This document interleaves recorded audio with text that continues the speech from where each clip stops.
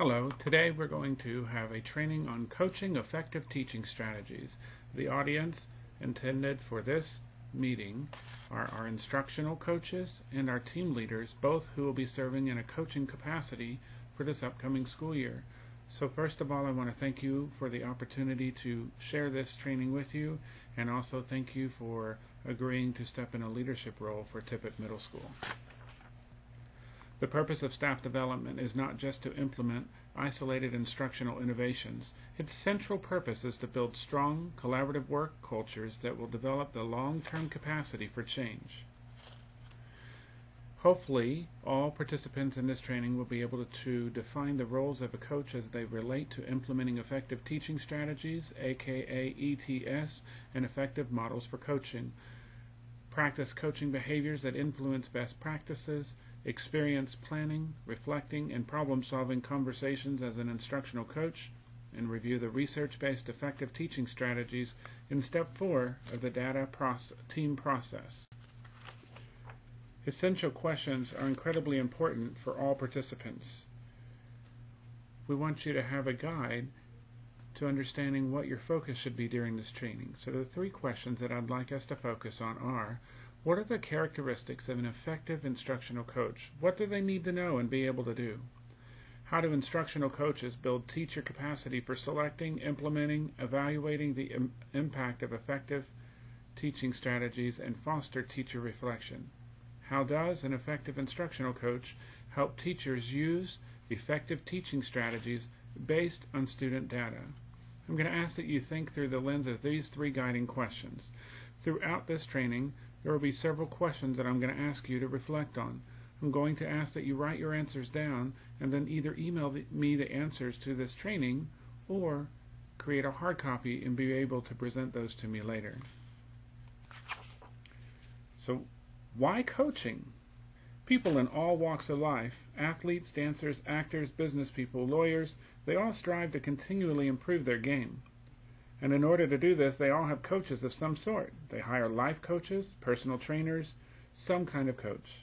They hire their coach, and then they decide on what to work on, to set a goal, and then to begin to work on that goal together. Coaches are considered change agents. They're engineers of sorts. They help people in schools build bridges. They build relationships, and they speak many languages, admin speak and teacher speak. There's a trend in our country of coaches for executives, but also we're going to focus on coaching for the most important career, which is teaching. One research study conducted by the University of Kansas Center for Research on Learning evaluated a group of 87 teachers from different schools. The result of the study indicates that 85% of those teachers who receive ongoing support from instructional coaches implement newly learned instructional methods, a factor that enhances teacher quality.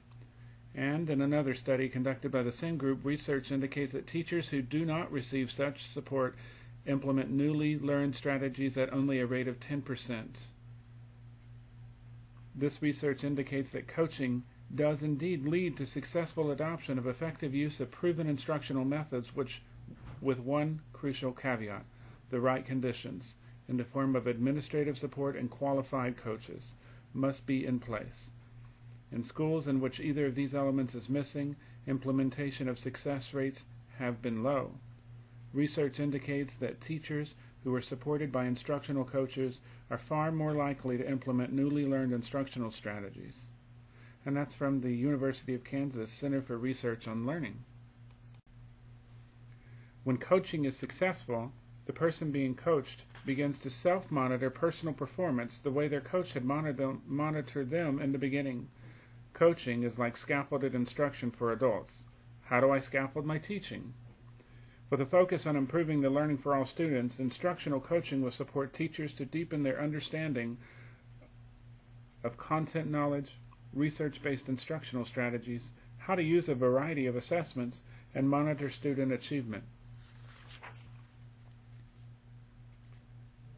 Instructional coaching builds capacity for effective instructional practices within special content areas, creates a partnership approach with teachers, and customizes professional development to match each teacher's need and interest while they help the school establish a common understanding across all teachers.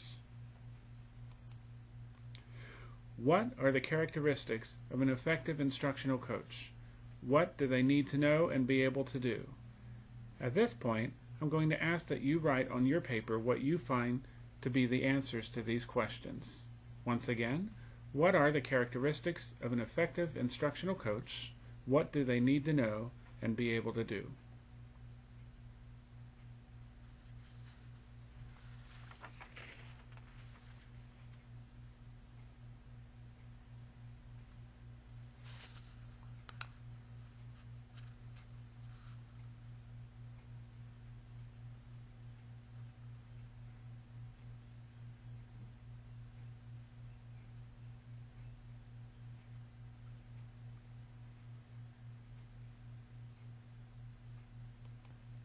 So what is effective? Effective is defined as success based on student outcomes.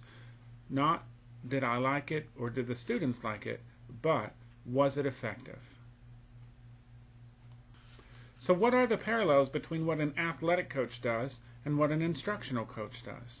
This is your second question to answer. Please answer this question. You do not have to answer it in complete sentences. You can just write down a few thoughts that you have. What are the parallels between what an athletic coach does and what an instructional coach does?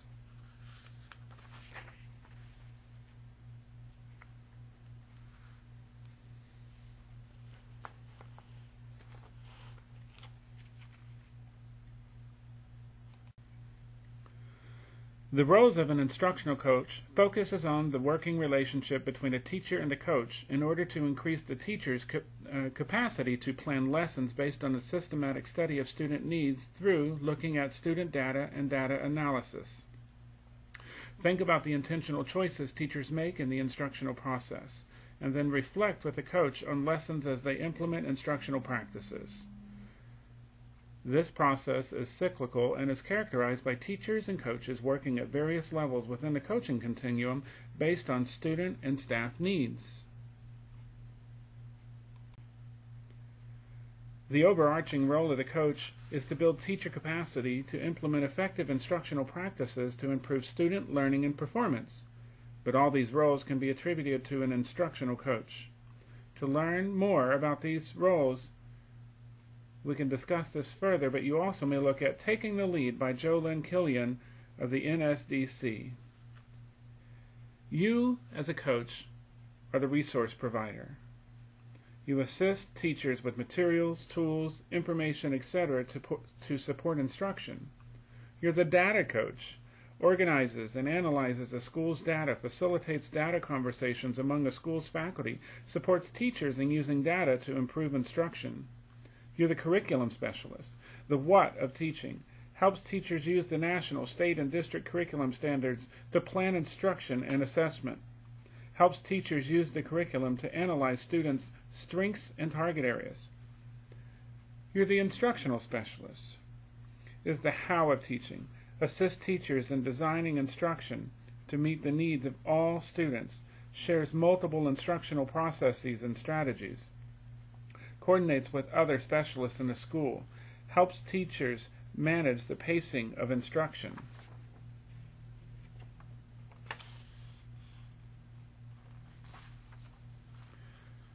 You're the mentor. You're there to support the new teacher or the veteran teacher who are exploring new ideas or just need extra support. You're the classroom supporter. You're there to help all learners, including the adult, experience success through the learning process. You're the learning facilitator. You're there to help guide the teacher and help them learn so they understand the learning process so they can implement that same process in their classrooms. And you're a school leader. You serve on leadership boards. You serve in a capacity to reflect and to serve as a liaison for the teachers you are serving. And you're a change agent. You become the catalyst for change. You, along with all the other leaders on our campus, work together in order to make change for the good of the system. And most importantly, every day, you are a learner.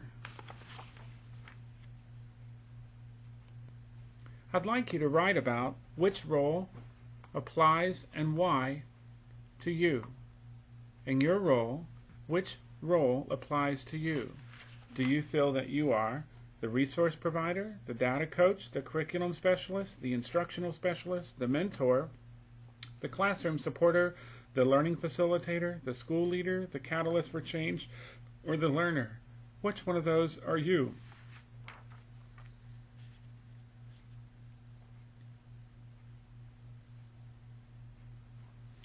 Hopefully, you indicated that all roles apply to instructional coaching. The coach's major role is to provide professional development that is embedded in order to support teachers to improve classroom instruction. And this typically involves organizing school-wide professional development and then structuring in-class trainings, which includes demonstrations, modeling, support for teacher trials of new instruction, and coaching feedback. According to Jim Knight, who we've already studied, if you are a new team leader or an instructional coach, you haven't had some of the conversations that we've had. You haven't had the opportunity to participate in those coaching conversations.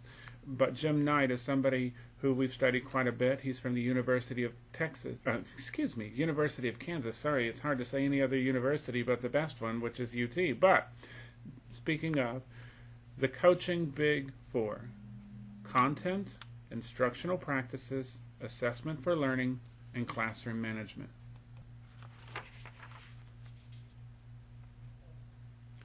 What are the characteristics of an effective instructional coach, and what do they need to know and be able to do? What's the big idea?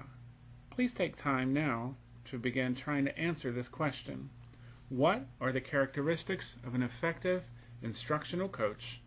What do they need to know and be able to do? What's the big idea? Write your answer to this question. There is no right or wrong answer. I want to know what your thinking is.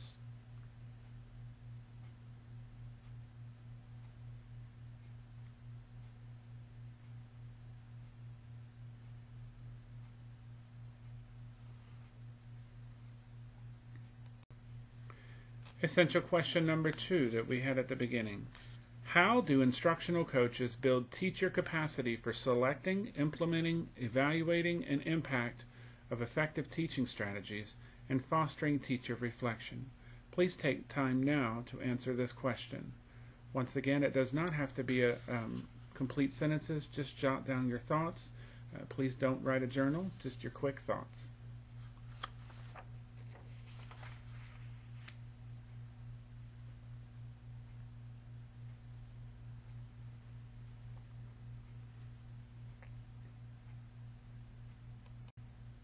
So we're going to talk about selecting effective teaching strategies. I know for a fact that you're in your position because you've already been seen as a teacher who knows how to not only use effective strategies in your teaching, but you're also very effective in sharing those strategies with others.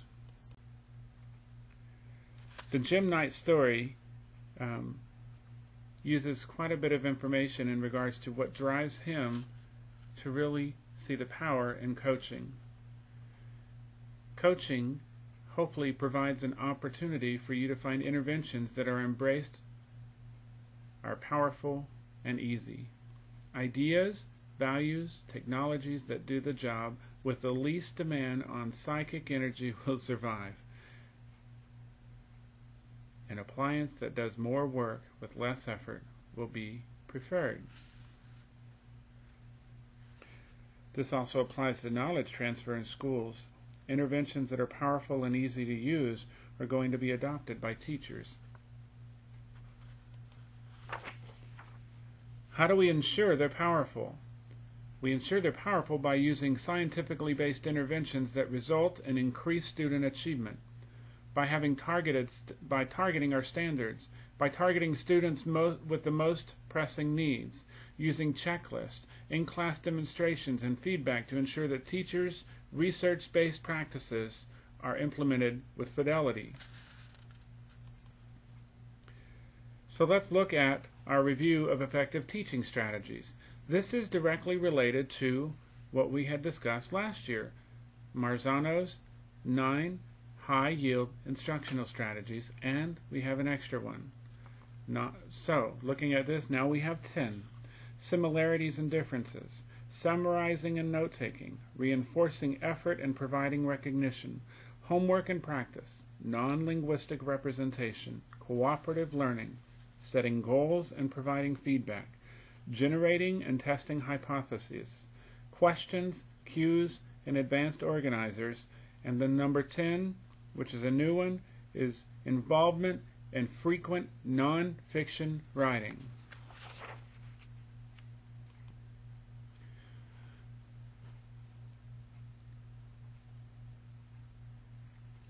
So the pre-lesson conference, selection of effective teaching strategies. So you're going to determine the stage of learning. Are you introducing new knowledge, or do you want the students to practice, review, and apply knowledge already taught? You must know what your purpose is. So to practice, review, and apply knowledge means to develop ideas in new learning, read for information, write to clarify understanding, direct instruction, model, guided practice, question, connect relevance and authenticity. To summarize, to develop conclusions, elevate applications and thinking, produce evidence of understanding, solve problems and investigate, do something relevant with new information. If you're trying to come up with an activity to focus at end of a lesson or unit, give students clear assessments of their progress on each learning goal, have students assess themselves on each learning goal and compare these assessments with those of the teacher, or have students articulate what they have learned about the content and about themselves as learners. So you can give those ideas or other ideas to teachers to help them come up with what their planning purpose is. What are they going to teach? Why are they teaching it? So looking at the beginning stage, activate prior knowledge, provide background information, hook the students. That means that we need to set the objectives, and we need to be prepared to provide feedback, have pre-thought, deliberate questions and cues and advanced organizers already in mind and prepared to use, establish what you expect from cooperative learning, and ensure that it's not a flyby approach, that it's very well planned out, and that you work with the students in identifying similarities and differences. Then we have during the lesson. Identify strategies and activities that will be used to support the teaching objectives and determine how will students receive feedback on their progress. Non-linguistic representation, note-taking and summarizing, questions, cues, the use of advanced organizers, and the use of collaborative and cooperative learning groups.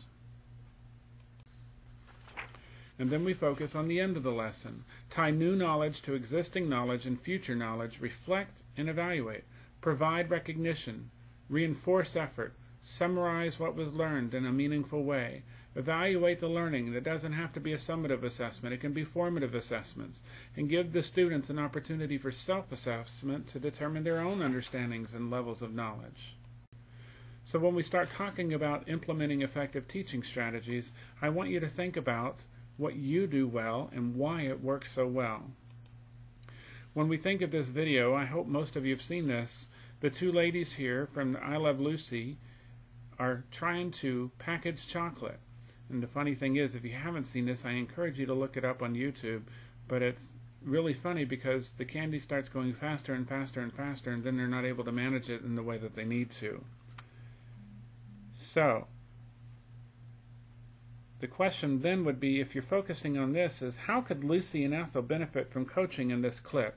So ultimately, we're looking at this picture, and it gets out of control because they didn't have good strategies, they didn't have good things to do.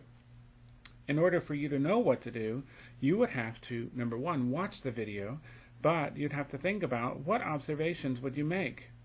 What elements of the situation made failure likely? And then, having identified the failure, producing elements, explore the possibility that some of the same elements are in our own classrooms. What are they? What are things that cause us to have more likelihood to have a failing student? Then how do we deal with change? What similarities do we see in our classrooms and in the real world about dealing with change? What are you able to do to make the situation more likely for success? How can we be more successful in dealing with change in our own school? How can we deal with change in our team, in our organization, in our focus? Keeping in mind, as we go about our daily work, what factors promote successful change? What factors inhibit successful change?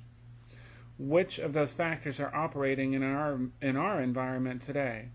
How can we increase our chances of success?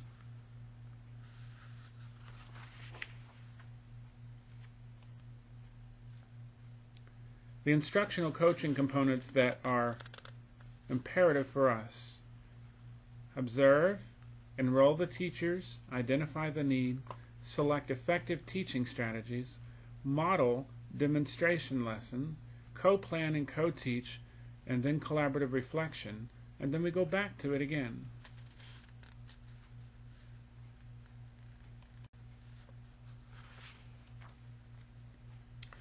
Implementing effective teaching strategies means that we model the demonstrational lessons. I do, you watch me. Co-plan and co-teach. We do. And then observe. You do it for them, and they watch you. The gradual release of responsibility from coach to teacher is key to effective coaching. Instructional coaches understand change as a process. Essential to a successful coaching model is the building of a collegial relationship between the coach, the teacher, and the principal. A coaching continuum is supported through these collegial relationships, which provide multiple points of entry for teachers.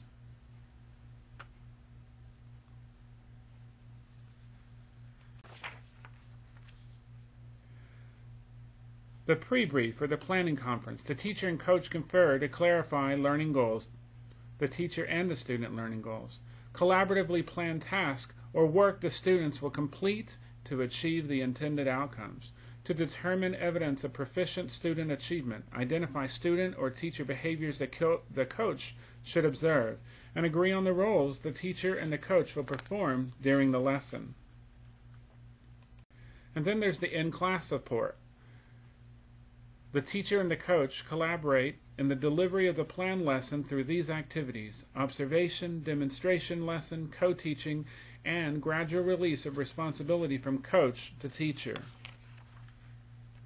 And then we have to evaluate impact of effective teaching strategies. Is what they're using as a strategy showing to impact student growth in a positive and sustainable way? Providing feedback.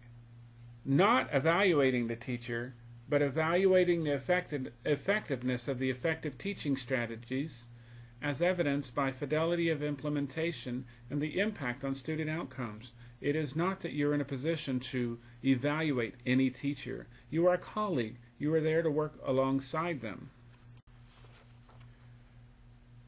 Then you have the debriefing. The teacher and the coach meet to discuss degree to which students have mastered the learning outcomes, effective teaching strategies used by the coach and teacher depending on if observation, model lesson, and or co-teaching stage, and instructional adjustments the teacher made during the lesson.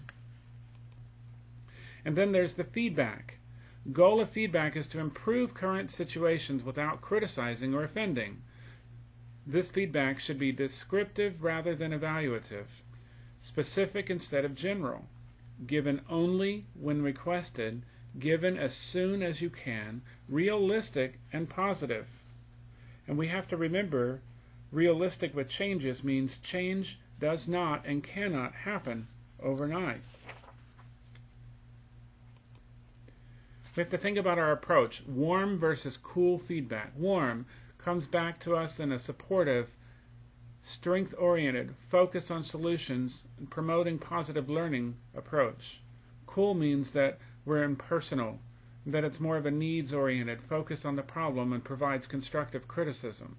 So we have to compare the two. Which ones should we use? At this point, I'd like you to write on your paper, what do you think you should use as a coach? Warm or cool feedback?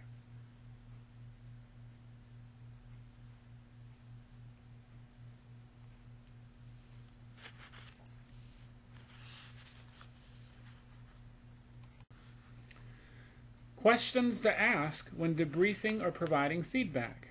What did you see? What was the focus on learning goals? What standards was being used, and are the procedures and assignments appropriate? How will the student achieve according to the standard being addressed? What questions were being asked? Did the lesson end with the focused learning goals?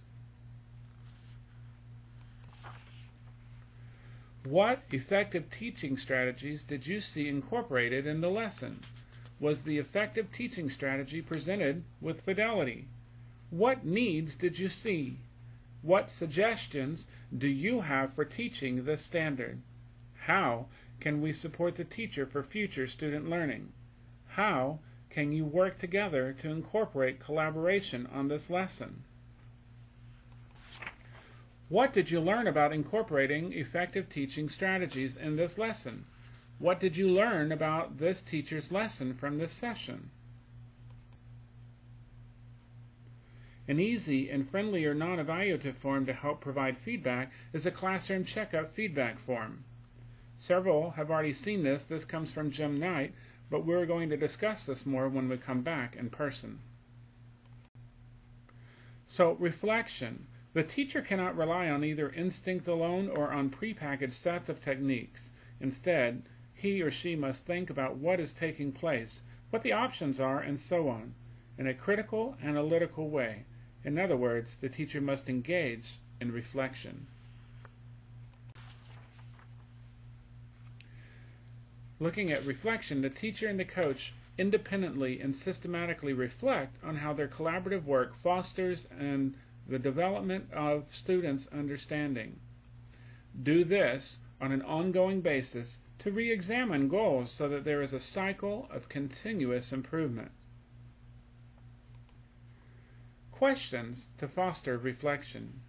What was I trying to accomplish? How did I go about completing the lesson and solving problems I had along the way, the process? What did I do well, the strengths? What did I have difficulty with, the challenge or the weakness? What have I learned? What would I do differently? What worked well? What did we learn? Did our conversations lead us closer to our goals? How? Did we focus on the lesson or on other issues? Did we do what we set out to do? How can we improve on this to make coaching collaborating on lesson plans more significant and part of our work? How do instructional coaches build teacher capacity for selecting, implementing, and evaluating the impact of effective teaching strategies and foster teacher reflection? What's the big idea? If you haven't already answered this, please take time to review your answer or begin your answer to these questions. How do instructional coaches build teacher capacity for selecting, implementing, and evaluating the impact of effective teaching strategies and foster teacher reflection? What's the big idea?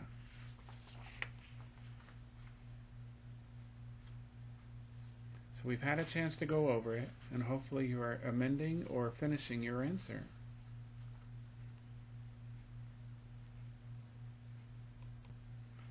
And now we go to essential question number 3.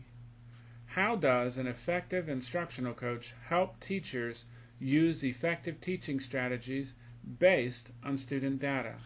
Please write your initial thoughts regarding this question on your answer sheet. How does an effective instructional coach help teachers use effective teaching strategies based on student data?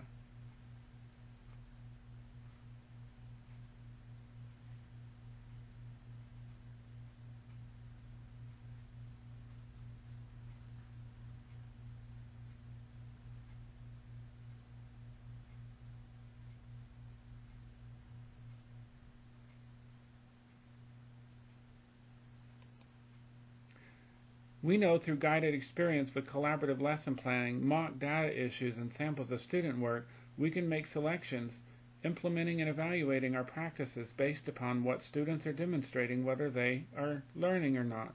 We know that by the use of data, we can implement lesson plans that are effective and differentiated based upon student needs. So the big question comes out to be, are the students learning? Coaches can assist teachers in the gathering and analysis of formative assessment data about what students know and can do as they enter a learning experience. Coaches help teachers use the data analysis to design learning experiences at which students can be successful, and coaches train teachers in the ongoing use of formative assessment data.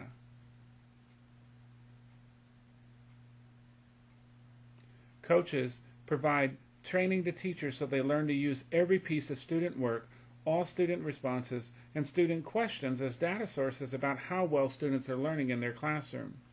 Even summative assessments become data sources because we can determine whether or not individual students have mastered or are moving towards mastery of the identified standards. The question we must teach teachers to ask is not did the students complete all of the assignments and do their homework, but rather, did they learn what they were supposed to learn? Did they retain it over time? And can they use it in ways that demonstrate understanding at a high level?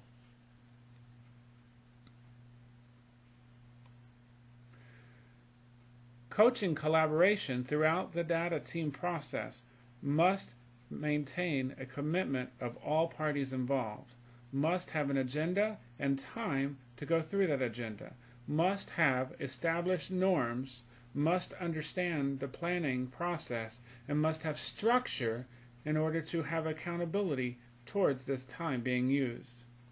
So looking at commitment, committed teacher and coach working together, a designated time to meet, agreed upon ground rules and structures, examining the lesson and unit plans together, establishing protocols, a structure for conversation, time frame, guidelines, open and honest dialogue, build team culture and skills. So looking at the data team process, collect and chart data, analyze strengths and obstacles, establish SMART goals, select instructional strategies, determine results, indicators, and monitor and evaluate. Step 6 is an added step in the data team process, but has been implied throughout the whole process, as results indicators help us to do this. The data team process is an exercise in problem solving. We are all encouraged to celebrate the data, but more likely than not, we focus on the obstacles and the problems, and we know that. That's human nature.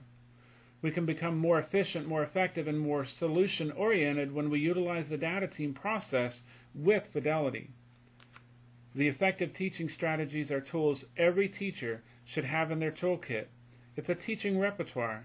Having a coach to model and support the implementation of effective teaching strategies helps to increase the implementation with fidelity, and then it ultimately increases student achievement across the campus. Value of collaboration through instructional coaching. See what to avoid and or include in our practices. To inform lesson development and instruction. Self-assessment and self-awareness of strengths and areas of growth. Insights into lesson development and effective teaching strategies. It means that our language possibly changes. It means that we have implementation of research-based practices. It means that our curriculum and our lesson development is driven by the student needs and by the set standards that we have to follow. It means that all participating will become more reflective and more insightful, which then allows us to help guide all of our students to learning success. Collaborative lesson planning means that we collaborate on the lesson and unit plans using a template that we'll be providing to you to inform our instruction as we begin to make those lesson plans, to ensure lessons incorporate effective teaching strategies more frequently, and that we have them used by teachers and coaches pre and post lessons, that we follow the norms and that we follow a structure and help us break down isolation and break the walls of isolated teaching and help us to build consistency and continuity across our contents and across our grade levels. So the last question, which we just answered a few minutes ago, I would like you to reflect. How does an effective instructional coach help teachers use effective teaching strategies based on student data?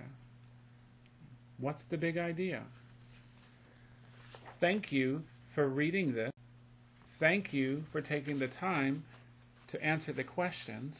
I want to remind you again that you were pre-selected to be a team leader or an instructional coach.